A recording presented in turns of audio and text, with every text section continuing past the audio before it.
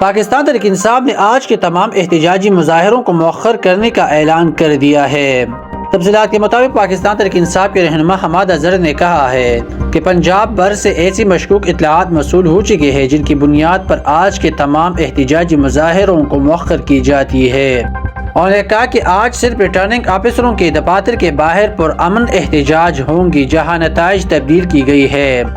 انہوں نے کارکنوں سے کہا ہے کہ وہ خاص طور پر ایسی عناصر سے ہوشیار رہے جو توڑ پھوڑ یا جلاؤ گراؤ کی کوشش کرے۔ حماد اظہر نے مزید کہا کہ پی ٹی آئی ایک پرامن سیاسی جماعت ہے اور وہ کسی بھی قسم کے تشدد کی حمایت نہیں کرتی۔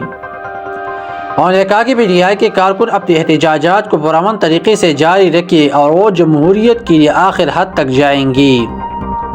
خیال کیا جاتا ہے کہ پی ٹی آئی نے آج کے احتجاجات کو مؤخر کرنے کا فیصلہ اس لیے کیا گیا ہے کہ وہ حکومت کو تشدد کا کوئی بہانہ نہیں دینا چاہتی۔ پی ٹی آئی کے کارکن گزشتہ کئی روزوں سے ملک بھر میں احتجاج کر رہے ہیں اور وہ الیکشن کے نتائج کو مسترد کر رہے ہیں۔